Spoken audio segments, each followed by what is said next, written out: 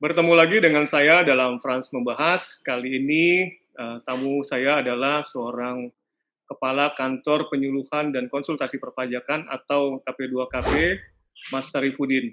Selamat siang Mas Sarifudin atau Mas Udin. Selamat siang Pak, menjelang sore di sini Pak. Selamat sore. Sehat ya Mas Udin? Alhamdulillah Pak, sehat Pak. Ya.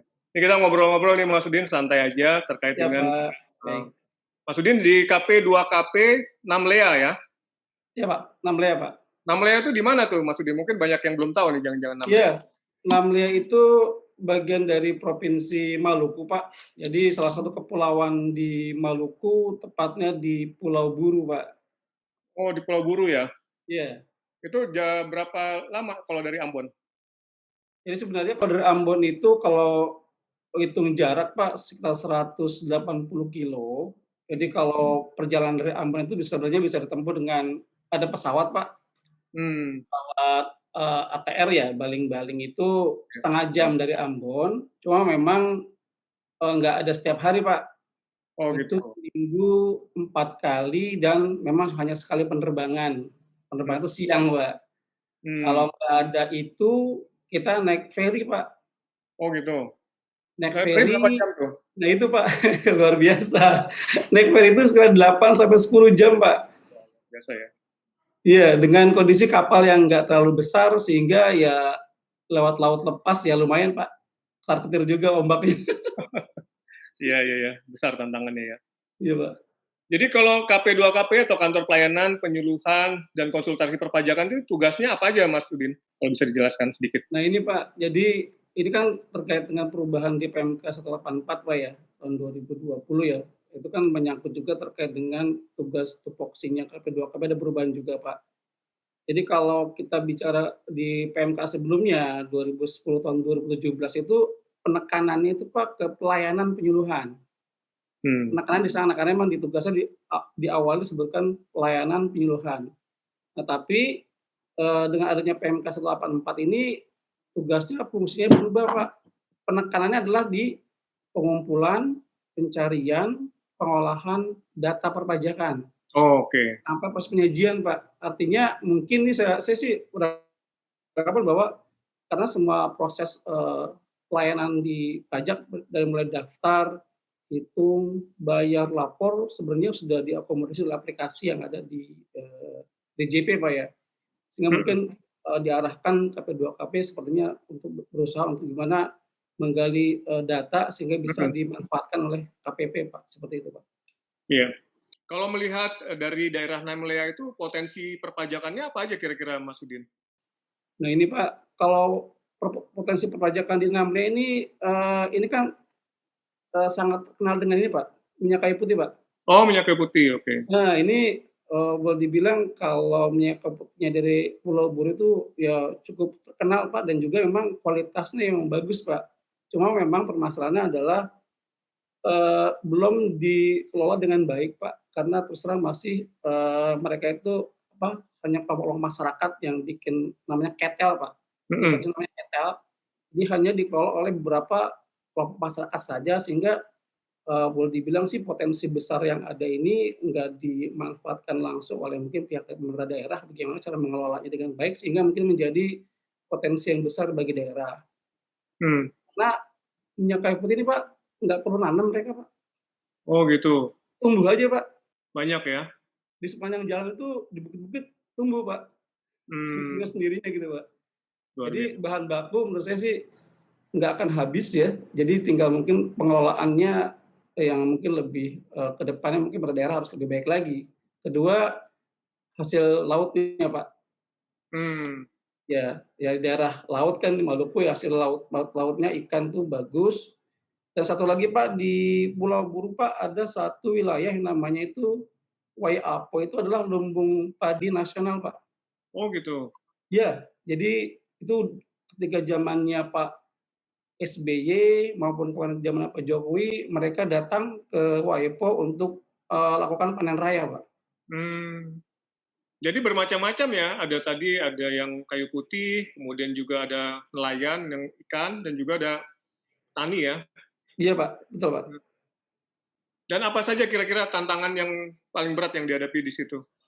Ini Pak, kalau tantangan yang berat terus terang ya terkait dengan luas wilayah Pak tentunya. Karena terus terang mungkin di kami dengan SDM mungkin di KP2KP yang minimalis lah boleh bilang. Pegawainya Kami berapa itu? 5 Pak, 5 ya? Oke. 5 dengan saya 6. Jadi dengan wilayah yang sampai 12.000 kilometer persegi, itu terus terang Pak tantangan bagi kami nih, bagaimana kami bisa me-manage pemetaan wilayah seperti ini Pak. Terus terang kan kemarin kan disampaikan oleh Pak Dirjen bahwa untuk tahun ini bagaimana mungkin KPP atau KP2KP itu bisa melakukan pemetaan wilayah Pak. Kita mengetahui wilayah kerjanya masing-masing sampai detail Pak. Iya. Nah, ini memang sedang kami lakukan ya, bagaimana dengan kondisi yang ada, kami berusaha semaksimal mungkin untuk bisa mengetahui ini Pak, dari ujung baratnya Pulau Buru sampai ujung timurnya Pulau Buru Pak. Iya iya iya. Kebetulan alhamdulillah sih saya sudah dari ujung barat ujung timur sudah sampai ini Pak. Sudah sampai sana itu Pak. Terus bagaimana tingkat kesadaran penduduk di sana terhadap perpajakannya? Nah ini Pak, ini tantangan lagi Pak, tantangan berat bagi kami terkait dengan masalah kepatuhan Pak, kepatuhan. Dan ini terus terang jadi ketika saya datang memang jadi PR besar bagi saya, bagaimana caranya untuk bisa membuat masyarakat ya wajib pajak itu patuh ya. Dan mungkin baru-baru ini memang kita coba terkait dengan berkomunikasi dengan mereka itu, kita coba mendekati yang di bawahnya dulu Pak, kepala dinas Pak. Kepala dinasnya kita coba dekati, dan alhamdulillah saya coba tawarkan ke mereka. Saya bilang seperti ini, Pak, saya bilang ini kan sebenarnya kan ada dana bagi hasil Pak ya? Iya. Dana bagi hasil ya saya bilang. Dan ini sebenarnya potensi buat penerimaan mereka depan mata saya bilang. Kenapa Pak ini nggak dikelola saya bilang. Terus terang kalau kami memang untuk menyentuh seluruh wajib pajak yang ada di Pulau Buru berat. Dalam pengertian apa?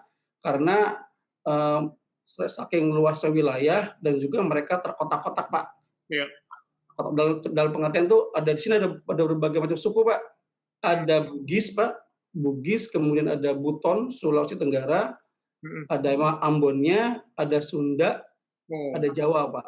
Campur banyak ya. Campur. Nah ini langkah yang saya lakukan sekarang adalah selain mungkin tadi berkomunikasi dengan pemerintah daerah supaya mereka gimana caranya itu, karena terus terang Pak, di sini pemerintah daerah itu sangat ditakuti Pak.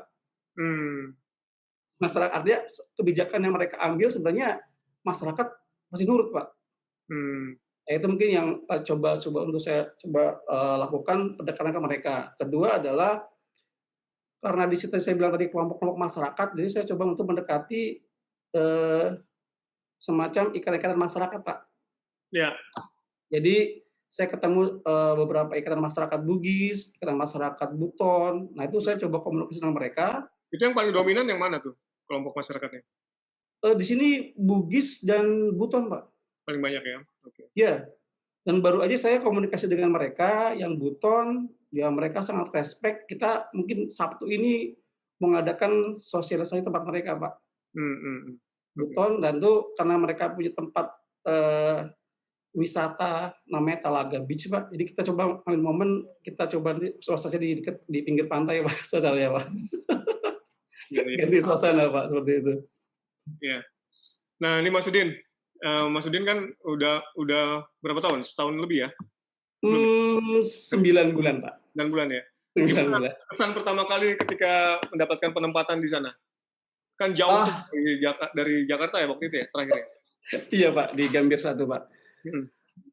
Ya jelas pasti ada kagetnya Pak ya. Ada sedikit ya, pertama kali saya terima info itu malah di WA, saya posisi di WFH di rumah. Saya cek Namlaya, Namlaya ini di mana sih bilang nih? Namlaya, di mana Namlaya? Ya udah Pak, saya searching lah. Namlaya di sini ada. Artinya gini Pak, mungkin ya teknologi sekarang mungkin bisa kita untuk bisa melihat kondisi-kondisi tempat lain Pak ya. Nah, itu coba saya searching kondisi sana seperti apa, dan mungkin agak sedikit lega Pak ketika tahu kondisi di Namlaya seperti apa, karena memang Pertama mungkin, mayoritas masyarakatnya keyakinan sama dengan saya. Hmm, Nah, seperti itu pertama. Kedua memang, boleh dibilang di sini itu dari sisi keamanan luar biasa, Pak, menurut saya, Pak. mhm mhm. Aman banget, Pak. Gitu ya? Makanya mungkin, Pak, itu mungkin salah satu mungkin, cerita saya terkait dengan penemuan pertama di Namlia itu mungkin Bapak mungkin pernah lihat vlog dari KPDP Namlia, Pak. Belum pernah lihat saya. Vlog itu, Pak, vlog yang terkait dengan KP2KP Namlia, Oh, itu sebenarnya narasinya itu salah satu bentuk dari, pertama kali saya penempatan di Namlia, Pak, ceritanya, Pak. sekalian curhat berarti ya?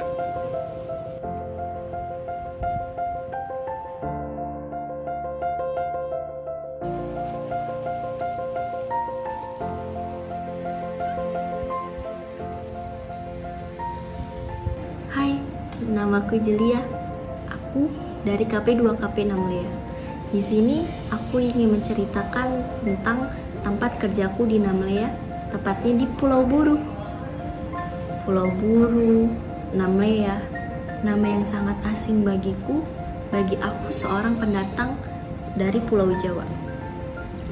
Sempat aku berpikir, apakah Namlia itu tempat yang sangat menyeramkan, tempat terpencil, tempat yang menakutkan, dan aku sempat berpikir, apakah cuaca di sana ini benar-benar ekstrim atau tidak? Lalu aku coba searching di internet bagaimana Pulau Buru, bagaimana di Namlea, dan bagaimana suasana di sana. Dan ternyata tidak seburuk yang saya bayangkan.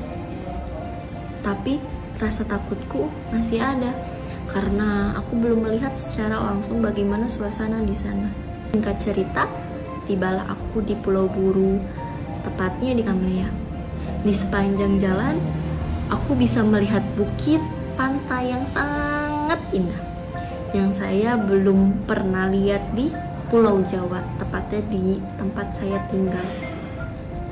Dan di sepanjang jalan saya bisa melihat pohon miyake putih yang menjadi salah satu ciri khas dari Pulau Buru Namlea. Iya, Pak. Jadi itu vlog itu dibuat ketika kita ikut lomba, Hari Keuangan, Pak, Oh, oke. Semaluku. Semaluku Hari Keuangan, itu dibuat dalam relatif waktu yang sangat singkat, dan ternyata kita dapat juara 1 tuh, Pak. Oke. Nanti kita Iya. lihat ya. Siap, Pak, siap, baik, Pak. Terus di sana nggak bawa keluarga ya, Mas Udin? Iya, Pak, keluarga di Depok, Pak. Berapa bulan sekali pulang? Atau seminggu sekali, 2 minggu sekali, atau berapa Wah, lama? enggak, Pak, enggak. Ongkosnya Pak lumayan, Pak. Pulang pergi ya lumayan, Pak, ongkosnya, Pak. Berarti kalau mau pulang ke Depok dari sana mesti ke Ambon dulu ya? Ke Ambon dulu, Pak, dari ke Ambon baru langsung ada yang langsung ke Jakarta. Itu berapa lama biasanya kalau pulang, hari apa? Hari Jumat? Hari Sabtu? Sabtu, Pak. Biasanya, Sabtu, Pak, Sabtu pagi ya. Biasanya kan Hmm, kalau saya karena pesawat itu saya biasanya ngepasin pesawat, Pak. mhm. Kalau Sabtu itu ada pesawatnya pagi ya, pagi jam 9, mau nggak mau itu saya berangkat dari Namrea itu jam, sore, Pak, malam biasanya, Pak. Hmm, Mau nggak mau saya naik ferry, Pak. Jumat malam ya? Iya, naik ferry itu, sampai subuh, Pak, sampai Ambon. Oh, dari Nah, itu subuh terus baru langsung ke bandara? kenapa? Dari abis naik ferry langsung ke bandara? Langsung bandara, Pak. Berarti tidur di kapal ferry ya? Iya, Pak. Saya udah 3 kali kayaknya mau bolak-balik pakai ferry ya, Pak. Oke. Kalau dari Depoknya biasanya gimana? Pesawat Eee, pergi? kenapa? Kalau pulang ke tempat dinasnya dari Oh rumah? iya, malam, Pak. Saya ngepasin juga, Pak. Jadi kalau kalau pesawat itu yang pas itu saya ambil, pesawat malam jam 1:30 malam, Mhm, itu sampai pagi jam 7, kemudian saya bisa langsung, langsung pesawat jam 12, jam 1 siang, Pak. oke. Ya.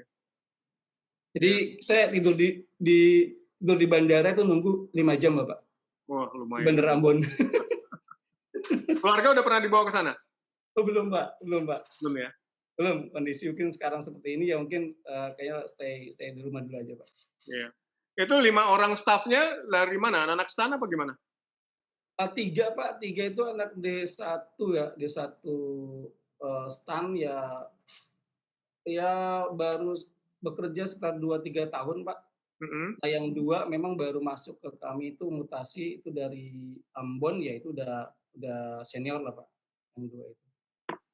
Terus bagaimana Mas Udin untuk apa, mengelola manajemen sumber daya manusianya dengan jumlah yang cuman sedikit itu? Terus mereka juga bukan home base-nya di sana ya? Bukan, Pak, bukan, Pak. Jadi nasib sepenanggungan semua di situ ya? Betul, betul, betul. Nah itu, Pak, Gimana menjaga kekompakan? iya, siap. Jadi pertama itu ketika saya datang memang kondisi kantor yang boleh dibilang ya kekurangannya banyak, Pak. Saya datang memang kondisi, kepala kantor itu pensiun di bulan Juni, kemudian diisi oleh PLT. Nah itu kondisi kantor ya boleh dibilang kalau menurut saya sih benar-benar berantakan sih, Pak. Ya, ya. Berantakan apa, dari sisi mungkin, fisik kantornya, kemudian juga dari SDM-nya, kemudian juga dari semuanya, Pak. Nah itu saya benahi mungkin satu persatu ya, Pak. Pertama, saya merasa bahwa saya di sini tuh nggak sebentar. Artinya mungkin saya akan, lebih banyak mungkin karena mungkin saya sendiri di Namlea, saya lebih banyak pasti akan di kantor. Sehingga bagaimana cara waktu itu saya bilang, "Ini saya harus perbaiki kantor. Ya. Saya harus membuat kantor saya nyaman." Akhirnya di awal datang, ketika saya datang melihat pintu pagar kantornya sudah keropok, hancur, kalau mau ditutup harus diangkat dulu. Saya bilang, "Ya Allah," saya bilang, "ini kantor pajak kok kayak begini?" Gitu loh. Mhm. Artinya, image pajaknya udah hilang tuh, Pak. Gitu ya? Jadi kesannya itu, ini orang pajak kok kantor aja begini gitu loh, Pak. Mhm. Kesan pertama itu seperti itu. Akhirnya waktu itu ya kemudian juga depan kantor itu nggak ada kanopi sehingga kalau ada parkir motor WP hujanan, panas-kepanasan. Nah, akhirnya waktu itu melihat dana ternyata sudah kepake, tapi nggak ngerti kepakainya buat apa, tapi udah tinggal dikit. Nah, akhirnya saya telepon ke Ambon. Setelah itu, "Ada nggak dana nih?" Saya bilang, "Nggak kepake di Ambon. Mmm. Sewa pakai nih buat ini." "Ada, Pak, jumlahnya sekian." "Oh, pas bener nih, hitungan saya segini, sekian nih, pas." Bilang sekitar 40-an juta waktu itu. "Bisa saya pakai nggak?" "Bisa, Pak." Akhirnya saya pakai tuh, Pak. Jadi Mmm. saya datang itu Untuk langsung saya renovasi. ganti, iya, Pak, pagarnya saya ganti stainless semua, kemudian kanopi saya pasang tuh, Pak. Mhm. Itu awal-awal saya datang, kemudian juga dari sisi SDM, Pak, terus terang saya datang pun dihadapi tantangan saya harus memberikan eksekusi hukuman disiplin berat kepada salah satu pegawai. Itu yang luar biasa bagi saya sih, Pak. Iya, Jadi iya. saya baru datang, saya nggak tahu permasalahannya, tapi eksekusinya di saya, Pak. Mmm. Saya bilang, waduh, saya bilang, "Wah, lumayan nih tantangannya," saya bilang nih. Luar biasa. Luar biasa Pak waktu itu, Pak. Jadi memang ya itu kalau mau saya cerita banyak, Pak. Kalau kalau cerita mungkin panjang kali bisa berjam-jam karena memang kondisi yang di sini memang waktu saya datang memang benar-benar saya benahi satu persatu, Pak. Iya, iya. Gitu, Pak, Kalau ini Mas Udin, dari sisi ketemu WP atau sosialisasi, pengalaman yang paling mengesankan apa tuh yang udah pernah dialami? Nah ini Pak, ada kejadian memang yang menurut saya, Suaranya agak kecil ya, Mas Udin bisa ini nggak? ya halo Pak, gimana Pak? Suaranya masih agak kecil. Oke, sekarang kedengeran Pak? Mohon Ya, maaf. Oke, ya. baik. Jadi kejadiannya sebenarnya, kejadian yang mungkin saya juga baru ngalami selama mungkin saya sosialisasi di kementerian ya. Jadi sebelumnya kan di Gambir 1 di beberapa kementerian. Nah, ketika saya sosialisasi di, pemerintah daerah, Pak, di daerah, Namrole, Buru Selatan, itu apa ya, lucu juga, Pak. Pertama, ketika saya ke sana mau bikin sosialisasi untuk SPT tahunan, eee, terkait dengan ruangan, Pak, gedung. Iya. Gedung, okelah waktu itu kan kita bikin acaranya, kemudian konsumsi dari kita semua ya, semua kita yang nanggung semua, karena mereka bilang, "Kami nggak punya dana." Oke, siap, nggak masalah. Kami punya dana, belikan semua, Pak, tuh, Pak, Iya. snack, makan, segala macamnya. Iya.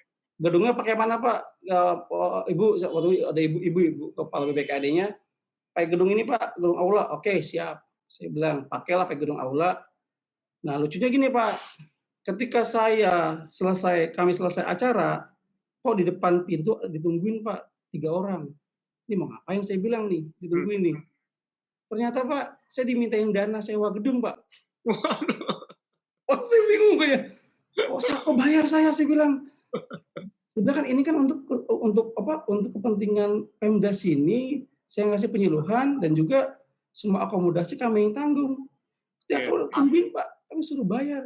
Makanya saya bilang sama teman-teman, "Ih baru sekarang nih saya sosialisasi, kita nanggung semua sendiri, gedungnya tiba-tiba keluar kami suruh bayar." Itu Pak, kejadian mungkin yang enggak bisa saya lupain ya, karena, menurut saya ini, "Kok begini?" saya bilang. Itu Pak kejadian Pak sebenarnya yang menurut ya Oke. ada lucu-lucunya Pak sebenarnya jadinya Pak. Kalau dari sisi wilayah, seberapa berat untuk misalnya mengunjungi tempat-tempat, wajib pajak itu untuk sosialisasi? Berat Pak, dalam arti gini Pak, jadi kalau kita 2 kabupaten, kalau Buru itu, dia ada 10 kecamatan dengan 82 desa, kemudian Buru Selatan itu dengan 6 kecamatan dan 79 desa. Mhm. Nah ini Pak, kalau kita ke Buru Selatan, itu terus terang medannya berat, karena Mmm. kita harus melewati gunung, perbukitan, dan kalau mungkin, puncak nggak ada apa-apanya Pak. Mmm. Itu ekstrim banget jalannya, Pak. Jalan juga mungkin cuma bisa 1 mobil, tapi, udah cukup bagus jalannya, tapi emang kecil banget. Kanan kirinya jurang, Pak. Waduh, ngeri Kanan ya? kirinya jurang. Dan dan satu lagi, eee, pengalaman kami, Pak, terus terang kami punya mobil dinas, Pak, kendaraan dinas, cuma memang usianya sudah lebih dari 10 tahun, Pak. Dari Mmm. tahun 2009, pernah kita paksakan menggunakan mobil dinas, Pak. Mhm. Nggak sampai, Pak, nggak sampai ke sana, Pak. Baru Oh, sampai setengah jalan, mogok? mobil kami tengah jalan ngebul, Pak. Kok Wah. asap, Pak, depannya, Pak. Panas, Pak. Akhirnya kita balik kembali akhirnya kita sewa mobil, Pak. Kita nggak pulang, tapi ada satu tempat di sana ada persewaan mobil, kita mobil ketitipkan, kita pakai sewa mobil, kita berangkat gitu, Pak. Mhm, mhm. Itu medannya medannya cukup berat, jadi emang salah satu kendaraan mobil mungkin jadi kendala, karena sebagian besar kalau untuk arah, 6 rol itu pakai double gardan, Pak, pakai Mhm. ke sana. Karena memang rutenya sangat berat. Nah, kemudian kalau di sini, Pak, kendalanya alamat WP itu nggak ada nomor, Pak. Oh itu, jadi susah nyarinya Pak, ya? jalan ini, terus pusing Pak nyarinya Pak. Kalaupun kita mau kirim surat pakai pakai pos Pak, di sini ada pos Pak, itu sayang-sayang Pak uangnya, Mmm. karena nggak akan sampai juga. Mmm. Jadi caranya adalah tadi Pak, saya coba untuk masuk ke beberapa ikatan keluarga, karena mungkin di situ, saya Dikenal coba ya? iya, mereka pasti kenal. Mmm. Sehingga mungkin kita nggak perlu mengeluarkan effort besar untuk misalnya biaya ataupun mungkin ada kurir yang nganter, lalu mereka sepertinya udah langsung bisa, Pak. Mmm. Seperti itu, Pak, kondisinya, Pak. Dan juga terus terang mungkin keluhan dari beberapa KP2KP, Pak, sarana prasarana di KP2KP memang sangat minim, Pak, Mmm. minim ya. Kalau sekarang sekarang saya di sini, itu PC itu hanya ada di TPT-nya, sedangkan teman-teman tuh yang di luar itu mereka nggak punya PC. Mmm. Nah, itu mungkin, kondisi di beberapa KP2KP kan kami juga punya ada grup, Pak, KP2KP Nusantara, itu keluhan dari mereka itu hampir sama, Pak, seperti itu. Mmm. Ada ini nggak Mas Udin terakhir nih, suaranya masih agak kecil ya tadi coba? Oke, Pak, siap, Pak. Oke. Gimana, Pak? Nah, terakhir Mas Udin, ada nggak semacam, apa ya, sharing untuk berbagi spirit nih buat teman-teman di KP2KP seluruh Indonesia, kira-kira gimana ininya Mas Udin, sharing-nya, supaya mereka juga tetap semangat seperti Mas Udin dan juga, apa namanya, terus menghadapi tantangan dengan penuh semangat? Iya, Pak. Ini begini, Pak, kalau saya sendiri pribadi, Pak, eee, saya sudah diberikan banyak oleh negara, Pak. Pertama, saya kuliah di STAN, ya, saya gratis, Pak, di sana. Kemudian ketika saya bekerja pun misalnya banyak mungkin, pelatihan-pelatihan, ilmu-ilmu yang saya dapatkan di sana. Dan terus terang ketika mungkin saya pun penempatan untuk promosi ini memang saya sudah komitmen dengan keluarga, Pak. Pertama komitmen dengan keluarga ya, eee, ketika dipanggil untuk ujian talent, ya, saya ngomong sama keluarga, "Gimana? Saya mau ikut, ayah mau ikut ujian talent, kira-kira bagaimana nih? Maju aja ya? Silakan, maju aja." Udah dari situ, Pak, saya udah komitmen bahwa, di manapun mungkin saya ditempatkan, mungkin ya itu udah komitmen saya dengan keluarga saya. Itu pertama, Pak, sama saya, keluarga saya, sama ibu saya yang penting itu Itu komitmen yang saya pegang. Ketika mereka sudah mengizinkan, saya berangkat. Artinya di sini pun mungkin ya ketika saya di sini karena mereka sudah mengikhlaskan saya untuk bertugas di sini, ya saya maksimal Pak, semaksimal mungkin untuk istilahnya memberikan yang ya terbaik yang bisa saya berikan. Nah saya punya prinsip gini Pak, saya mungkin pengen nanti ketika mungkin setelah tugas di sini, saya mau memberikan sesuatu kepada tempat kerja saya di sini.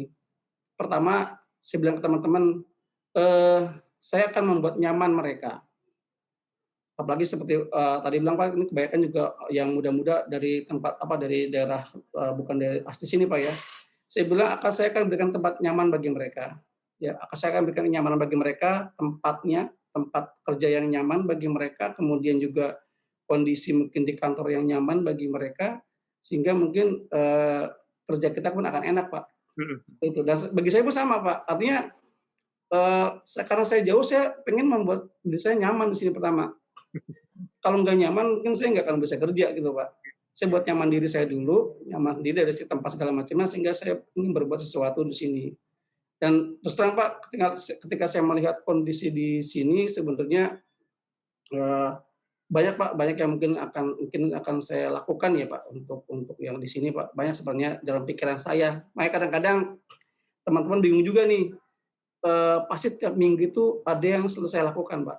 Ada perubahan yang saya lakukan. Nah itu kadang-kadang Senin udah ada apa? Kok ada ini Pak? Iya, kemarin Sabtu Minggu saya kerjain. Tuh, ini nah gitu Pak. Artinya intinya saya ingin memberikan sesuatu di sini selama di sini dan juga ingin memberikan kesan bahwa ketika mungkin nanti suatu saat saya mungkin pindah dari sini, saya sudah memberikan sesuatu yang bisa dimanfaatkan untuk orang-orang setelah saya Pak. Seperti itu. Itu Pak dari saya Pak. Wah, luar biasa nih Mas Udin. Mudah-mudahan banyak yang menjadi semangat juga melihat semangatnya Mas Udin dan juga memberikan semacam rasa tanggung jawab yang juga besar dan juga memberikan spirit yang sama untuk semua kepala KP2KP seluruh Indonesia nih Mas Udin. Ya Pak, baik Pak. Banyak ya. Ini luar biasa nih, kesempatan yang luar biasa buat saya dan juga nanti buat yang nonton. Dan nanti mungkin saya minjem foto atau videonya ya Mas Udin untuk nanti kita tayangkan juga sebagai gambaran seperti apa pekerjaan Mas Udin. Mungkin ada yang vlognya tadi itu. Baik Pak, saya juga ini kemarin saya bilang ke teman-teman nih, ini satu momen yang luar biasa nih. Bagi saya bilang kemarin ke teman-teman, saya diminta oleh salah satu mungkin pejabat tinggi di kementerian dari JP, saya bilang ini kesempatan langka bagi saya bilang nih teman-teman juga nih sebelum mudah-mudahan saya bilang ketika mungkin nanti saya berinteraksi atau dengan peran seperti ini, saya bisa memberikan sesuatu lah, memberikan informasi bagaimana sih KP2KP Namlea itu Pak, seperti itu Pak. Ya. Jadi sekali lagi saya terima kasih banyak Pak atas kesempatan seperti ini. Sampai ketemu lagi ya. Terima kasih ya. Siap Pak. Dan salam buat teman-teman yang dari situ. Siap Pak. Makasih banyak Pak. Makasih banyak.